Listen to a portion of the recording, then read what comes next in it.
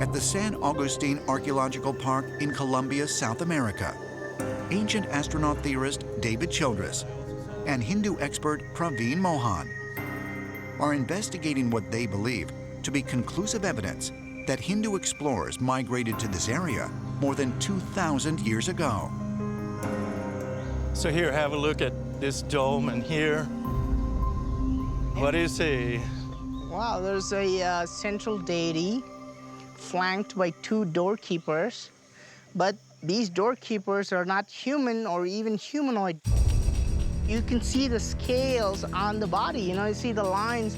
And what's even more interesting, it seems almost like they have a hood on top of them, which is characteristic of cobras, and cobras don't exist in Americas. How did this motif get here? And believe it or not, we still have this same depiction in many Southeast Asian countries. In fact, I have pictures of it. Right. Yeah, this is a temple. This is in Thailand. You can see that this is being guarded by two Nagas. I see that, and they have the ribs on the stomach, just like this. The scales on the body. Yeah, that's fascinating. And there's yet another characteristic feature that you would really love. These are feathered serpents, like Kukulkan. The feathered serpent of Kukulkan. And flanking on the pyramid. Kukulkan, the Mayan god that is most famously depicted on the Temple of El Castillo in Chichen Itza, the one described as a feathered serpent that descended to Earth from the sky.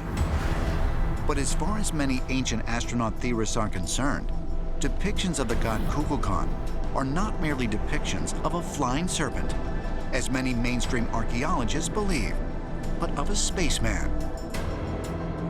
And they cite the presence of a humanoid face, often seen emerging from the mouth of the serpent, as really a depiction of a helmeted astronaut piloting a large flying spacecraft, similar to what is known as a Vimana in the Hindu tradition.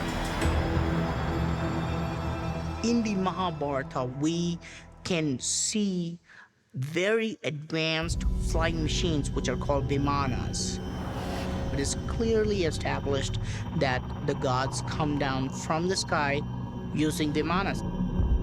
It is also talked about in Mayan culture. There are several types of Vimanas that you yourself have published. And there is a type of Vimana which has tail fins, correct? Yeah, the Shakuna Vimana has wings. Yeah. Well, other Vimanas were discoid, and other Vimanas were like tubular, cigar-shaped ships. And what's really fascinating is that in the Gold Museum in Bogota, we have the same Vimanas made of gold, correct? These we are just have called... the gold airplanes there. In the early 1900s, tomb robbers came upon a gravesite along Colombia's Magdalena River, dating back an estimated 1,500 years. Inside, they discovered hundreds of small gold figurines. Hundreds of these small gold objects have been found, many of which are rooted in the animal kingdom. 17 eerily look like modern-day airplanes. The wings are attached at the bottom. Birds, they have their wings attached where we have our shoulders, like this. So no formation in the animal kingdom exists in the form of these Kimbaya artifacts. And in 1996, 2 engineers took a couple of these ancient artifacts, blew them up to this size, put a propeller inside, threw it up in the air, and it flew.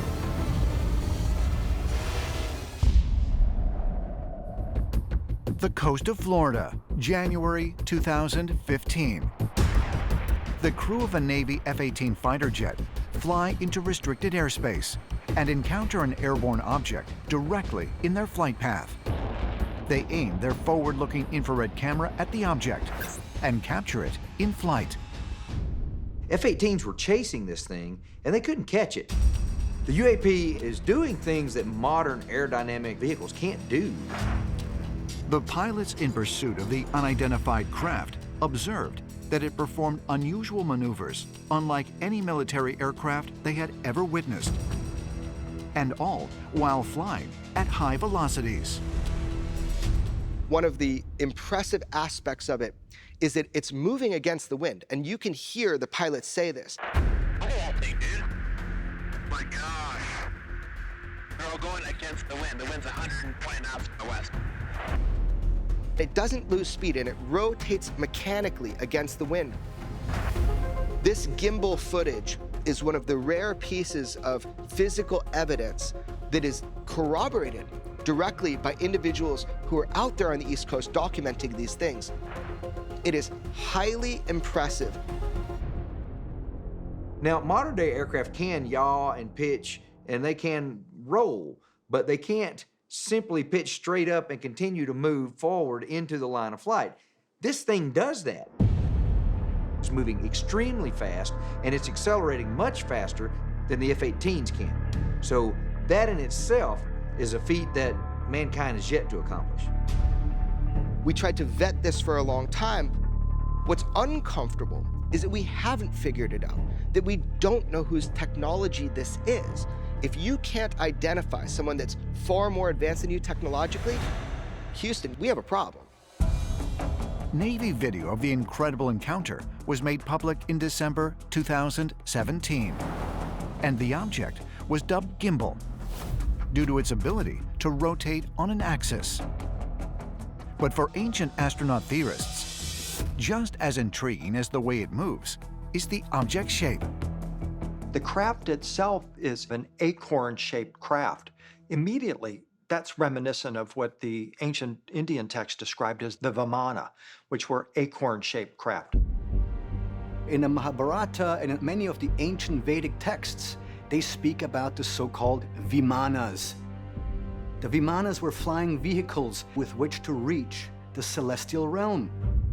In the ancient Sanskrit epics of India, there are highly detailed descriptions of the Vimana, which carried the gods and other important figures through the sky, and sometimes to other planets. The acorn-shaped craft were even incorporated at the very top of many Hindu temples. And some researchers believe they also inspired similar Buddhist structures called stupa. If we go to Indonesia and look at Borobudur, where we have 194 stupas sitting in concentric circles, each stupa, in my opinion, represents a type of flying craft, because stupa actually means celestial chariot, or a way with which to reach the celestial realm. And they are in the shape of the so-called Vimanas. Often the Vimana were described as war machines, armed with incredible weapons. There are tales of flying craft that could defy gravity and fly at extraordinary speeds that defy the laws of physics. These were military in usage, had powerful engines and powerful weapons. In these battles, missiles would fire that could wipe out cities. These were the earliest stories we have of flying military craft. In the Indian text, the Vimanas are the chariots or craft of the gods. They were clearly a method of transportation that could take the gods from place to place, country to country, and even to other planets. They're sometimes described as bright clouds. Some of them are 7 stories tall. According to the Hindu text, the crafts were mind-controlled, able to change direction and pitch and travel at high speeds, defying our current knowledge of aeronautical physics. What's really cool is that these modern-day UFO videos show that these vehicles are capable of ridiculous maneuvers, that they can accelerate at the drop of a dime, or they can just stop or change direction immediately at G-forces that we could not survive. In the Vimanika Shastra, which describes what these Vimanas were capable of doing, the exact same descriptions exist. The fact that we have similar stories in ancient times illustrates to me something similar has happened. The Sanskrit texts of the Hindu and Buddhist tradition talk about incredible flying craft called Vimana. They're sort of a cross between a modern stealth fighter and a flying saucer. They describe several different types, including types that can travel from place to place, craft that can travel across the country, craft that can travel from planet to planet. The ancient Indians were very clear in describing how Vimanas were used for the gods to come down from their heavenly abodes to earth. Now, this is not in just one text. It's in all of the ancient Vedic texts. This discussion of flying machines. And it describes the propulsion system, it describes what they were able to do, like go really fast, become invisible. They had powerful weapons. I mean, it reads like Star Wars. In the Indian text, Mahabharata and the Ramayana, they are able to kind of take off without having to run. So it's not like our airplanes. There is something that can hover, it can fly. The Vimana are circular in shape, so they're pretty much like a flying saucer. There are other things that were observed by our ancestors here on Earth. We have descriptions of some of these vehicles being involved in battles. They were able to fly incredibly fast.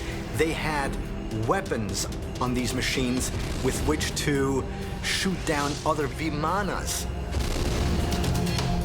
Many of the Sanskrit texts on Vimanas speak of using mercury as part of their propulsion.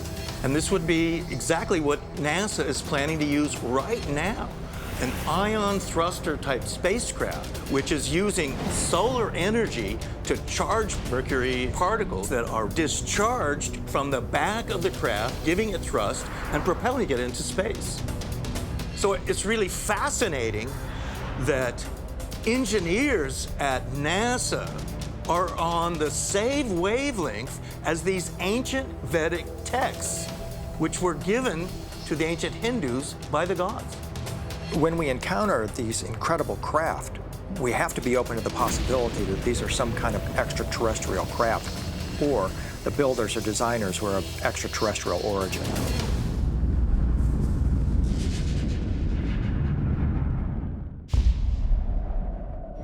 (1971), Eastern India. It was here, at the Sanskrit College in Calcutta, that Eric von Daniken met with Professor Dilip Kanjilal to study the Vedic Sanskrit, an ancient language used in religious Hindu texts. Professor Dilip Kanjilal has gone through old Indian texts and made modern versions of it. Now it comes out in the old books. The so-called gods, they used flying machines to travel from heaven to earth. According to the ancient Vedic texts of India, the gods descended from the sky in flying vehicles. They refer to those vehicles as Vimanas. There are very detailed descriptions what these Vimanas looked like, how they traveled from place to place, what was necessary in order to pilot them. All those things are described in ancient Hindu texts that are thousands of years old. And for Eric, he naturally felt that these Vimanas were real nuts and bolts aircraft. And of course, he's saying these are the vehicles of the ancient astronauts. When Eric first went to India, he explored a whole bunch of different sites, and he quickly came to the realization that India is a treasure trove for the ancient astronaut theory, because all over India, we can find these magnificent temple towers that are referred to as stupas and also vimanas. And so we have to ask ourselves, where did the form for a stupa come from? Another great contribution of Eric is that he focused on India. Very few people had really studied the ancient Indian civilization, even though it is thousands of years old. And what he saw there were structures which were alleged to have been replicas of Vimanas. So many Hindu temples in the Far East, they are representations in their architecture, what was going up in the sky. So the upper part of a Hindu temple often is seen as a flying object, as a Vimana. And basically what we're being confronted with is the realization that these people built in stone objects which they seem to have seen in the sky. When we look at the most ancient records we have coming out of the Vedic texts in India, there are clear descriptions of aerial battles taking place, Vimanas. So this really starts to raise the question about our own cycle of history. Is it completely linear, or is it possible that we're just starting to rediscover ancient technology that did exist thousands of years ago? Ancient texts all over the world talk about flying vehicles, people who could fly through the air, flying horses. But it was Eric who really put it together, that the gods weren't just flying around like Superman. They had to get into some kind of nuts and bolts craft, just like we do, and go somewhere. And this was the chariots of the gods. Enoch tells us about the guardians of the sky who came down. He says they are called fallen angels, and they wanted to have sex with humans. And the offspring of it were giants. So there were sexual contacts between extraterrestrials and the humans. What does this mean? Well, it's very simple. Eric von Daniken's interpretation was, we are nothing else but hybrids of an extraterrestrial race that jump-started our civilization thousands and thousands of years ago. University of California at Irvine, April 2017. Aerospace engineer Travis Taylor has obtained a model of an aircraft whose design specifications are based solely on information gleaned from ancient Indian texts that are believed to have been formally set to writing in 500 BC. He is going to subject it to wind tunnel analysis to determine if it is a viable flying machine. So, explain to me what we've set up here with that wind tunnel. Okay, so this is our aerospace vehicle model. It's connected to this boom. The armature has a force gauge on it. We're gonna have airflow go past it at about 50 miles per hour or so. And then we're gonna measure forces against it to determine if it's gonna fly or not. And so what are the signs that you're looking for in order to determine whether this is, in fact, aerodynamically sound? Right, so we're gonna measure the normal force, and the normal force is up or down. If it starts to move up, then that'll be exciting because it's actually going to be rising, and that's how you get flight. You know, when an airplane turns up and starts to move, it's because it's getting lift. The other thing is I don't want to see it going real bad side to side or real bad chatter up and down, because that would mean it's unstable. All right, well, let's do it. Let's fire her up and see what happens. Yeah, let's do it.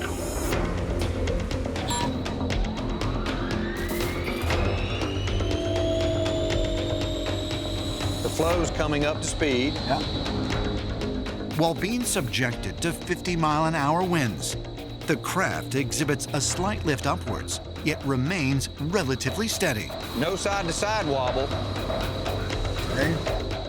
Sensors record the measurements of various forces, as well as torque and pitch, to determine just how aerodynamic the body is. It looks very stable.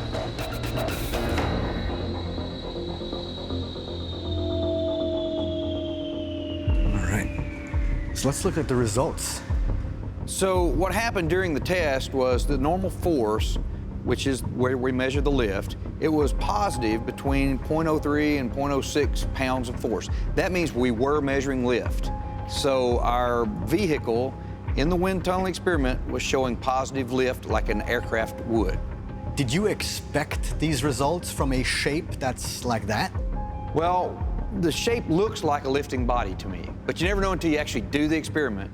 And we have experimental results now that says it is. So that's the exciting part. And what do you say to anyone who questions the idea that this information has been taken from a text that's at least 1,800 years old? The only thing you can say is we performed a good scientific experiment, and the results were that the shape made from those texts is a viable aerodynamic structure. The aircraft model created using details garnered from the ancient Indian texts has proven to be flight-worthy. Is it possible that by studying the ancient Indian texts, we may be able to recreate advanced technology that existed thousands of years ago in India? Ancient astronaut theorists suggest that the texts may also contain details for advanced spacecraft.